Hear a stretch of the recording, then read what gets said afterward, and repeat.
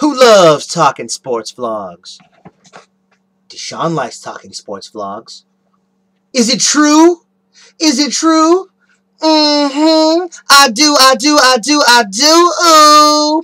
Let's talk some sports again, man, because I'm having a good time doing these in little small segments, and you should too, because you don't have to listen to me talking in one long breath that is 15 minutes.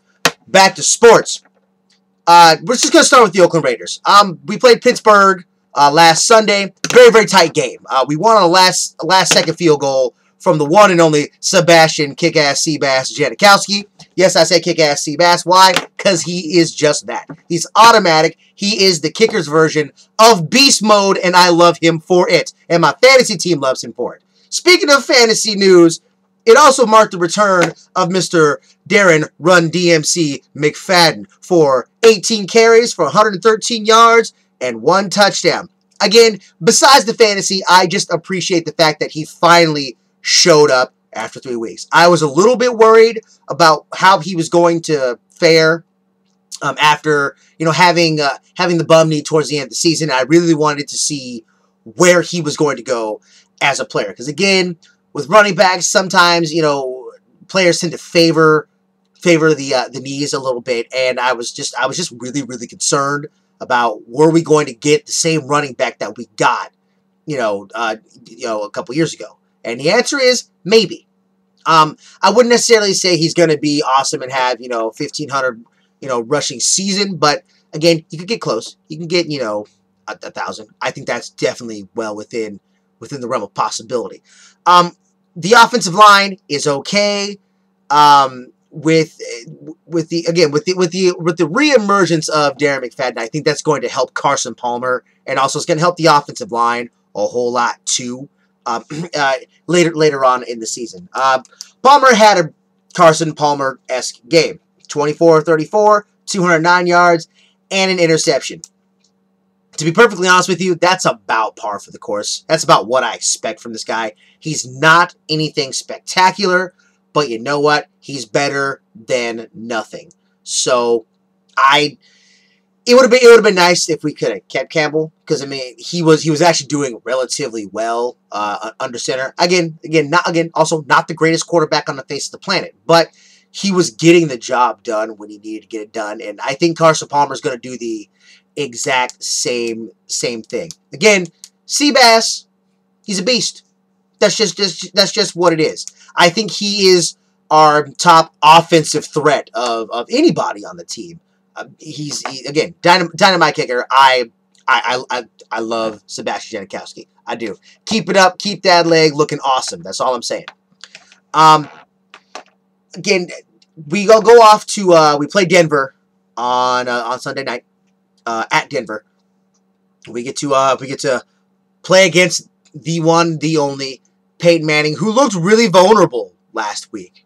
Actually, it seems like in his year-long absence, I think defenses have finally caught up to everything that he does. Because again, and I think there's something to be said that when you're not around for an extended period of time and people think that you're going to come back, they're going to watch more and more film on you. And now, instead of, having to, can only study you maybe twice a year, they can study you all year round when they so choose to. So I think they've kind of gotten used to his mannerisms and how he calls things. And also, they're testing his arm, and they're trying to test and see how fast is the game coming back to him. I think that in this game, unlike the first game, that we will actually be able to not necessarily dominate, but to play a better game. That's all. I'm actually going to mark this as a very, very close win. We could still lose this game, but I think it's going to be very, very close. I can actually see Janikowski kicking a 63-yarder to win the game. It's possible, especially when you're playing at altitude. It's always possible. So, go Raiders. I'm gonna pray on the win. Let's get it done. Defense needs a little bit more work up front. The secondary is looking actually really, really good, but they're being picked apart, in the trenches down there. So hopefully we can get that, on point and put some more pressure on not just Peyton Manning, but all quarterbacks, and also on their running backs as well. So, again, go Raiders. I'm going to go with that. We're going to jump to the Seahawks, who got a miraculous win last week on Monday, or really more like earlier this week, but whatever. On Monday Night Football, again, controversy, you know, but the W is what the W is, so they definitely got the win. But again, it's the defense played so well on Monday. 8 sacks in the first half. And really, that's what we should all as fans be focusing on, not, this random piece of controversy. But again, that's what makes headlines, that's what makes news, that's how Twitter blows up, that's how Facebook blows up, plain and simple. So we had to focus on that. But I gotta give it up to the defense, man. They were swarming everywhere. Like, I have never seen Aaron Rodgers suffer that much ever. My man was looking up at the sky of Seattle a lot. And if this defense can keep it up, I think you have a potential NFC title game participant. I'm just saying. Again, I know it's only week 3, but I think if the defense can, play above and beyond expectation, you definitely have a shot. I'm just saying. I'm thinking very, very hopeful right now. Russell Wilson, you know what? He's a rookie quarterback. That's about all I can tell you, really. He's going to make mistakes. He's going to throw interceptions. He's going to make those rookie mistakes that he's overall supposed to make. And it's a happy time in Seattle, because apparently with the Dogs and the Seahawks, the clink stands for really, really awesome defense. Plain and simple.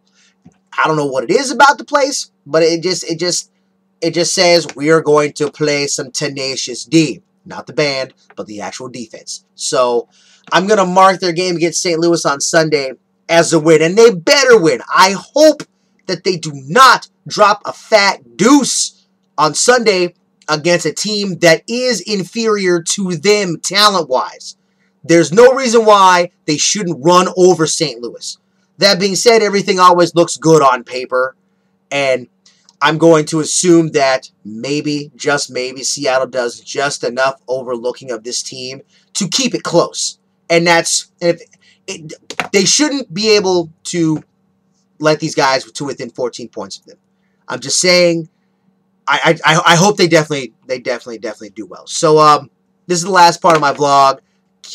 Kept this segment short and sweet and to the point, but go Dogs, go Seahawks, go Raiders.